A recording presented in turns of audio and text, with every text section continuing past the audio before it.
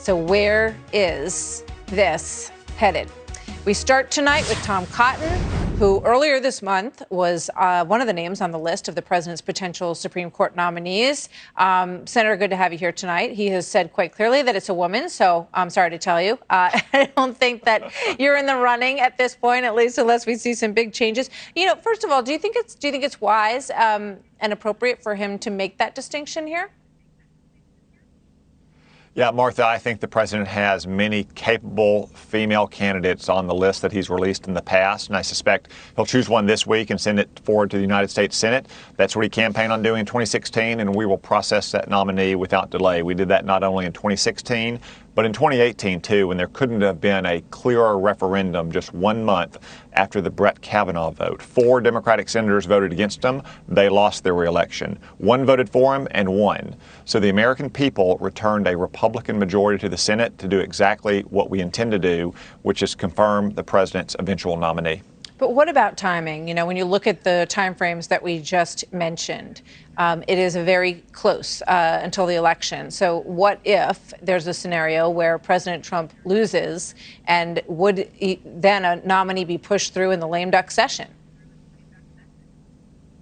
Well, first off, Martha, the president is going to win. I think he'll win a resounding victory on November 3rd, and I expect the American people will vote for a Republican Senate majority again, in part because they want to see judges on the Supreme Court who understand the difference between making the law and applying the law, in part because they see what the Democrats are already promising to do, and now they've started threatening it even more explicitly since Justice Ginsburg's death on a Friday. You have radical Democrats saying that they're going to pack the Supreme Court if we fill this vacancy. Why do they want to do that? They want the Supreme Court to be a rubber stamp for their radical left-wing agenda. They want Congress and state legislatures to be able to violate the Second Amendment and pass laws confiscating guns, and they want the Supreme Court to rubber stamp it. That's a reason why the American people are not going to vote for Democrats come November 3rd. Right. But whatever happens in terms of the timing of the president's nomination, the Senate will move forward without delay. Yeah.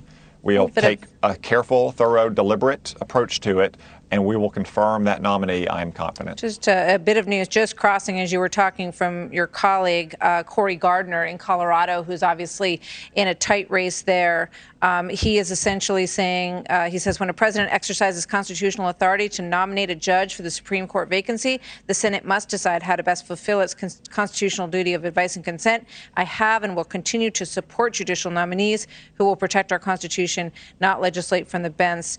Should a qualified nominee who meets this criteria be put forward, I will vote to confirm.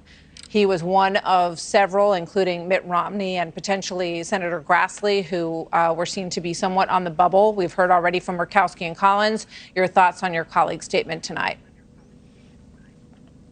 Well, I'm not at all surprised to hear Cory Gardner say that. Cory has been a very strong advocate for having judges from the Supreme Court down to the trial courts who understand their role in our constitutional system, their role to apply the law, not to make the law. That's one reason why he was such a strong advocate for Neil Gorsuch to become a Supreme Court justice, having come from Colorado. Mm-hmm. So that's not surprising to me at all.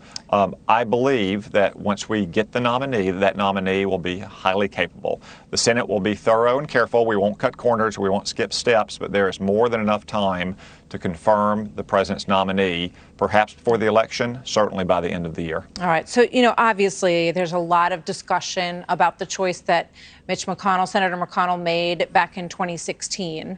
And you spoke out at that point as well. This is you in light of the Merrick Garland nomination by President Obama, which was 9 months from the election at that point. Here's what you said then.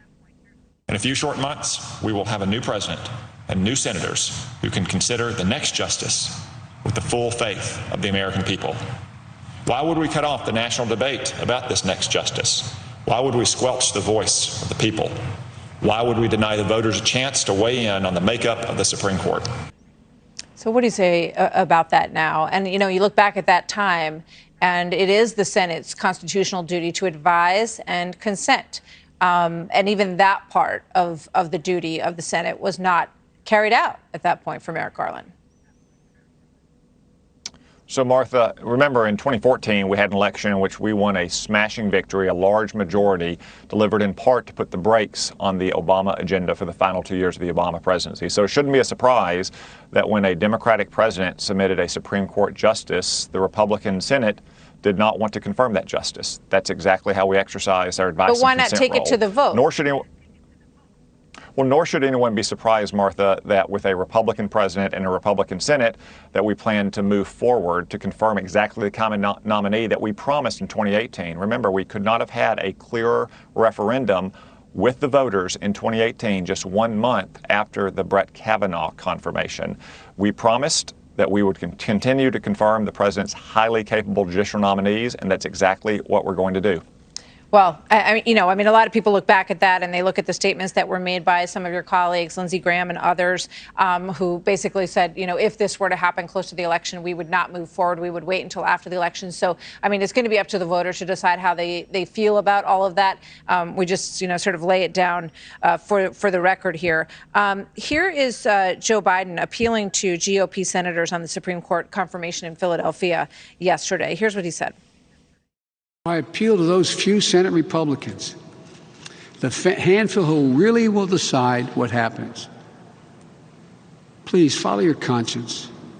The last thing we need is to add a constitutional crisis that plunges us deeper into the abyss, deeper into the darkness.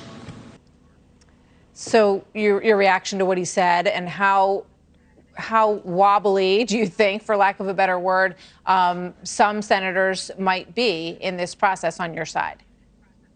Well, Joe Biden and the Democrats can spare their crocodile tears. Look, we know what they really think. Joe Biden said in 2016 that a Senate held by the opposition party should vote on a president's nominee. So certainly he thinks that a Senate with the same party as the White House should vote on a president's nominee. He's just upset that it's the Republican Party, not the Democratic Party.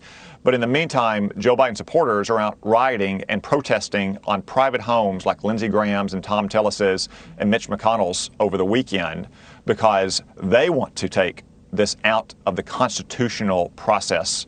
They want to say, we're going to take radical steps like packing the Supreme Court if you move forward. But remember, they were promising those things before this weekend, so they can spare the crocodile tears and the idle threats. All right. Yeah, we're going to talk a lot about their potential for packing the Supreme Court, making Puerto Rico and D.C. potentially states, which would add 4 more senators into the mix. So lots more on that to come. Senator, thank you. Good to have you here tonight, as always, sir. Thank you, Martha.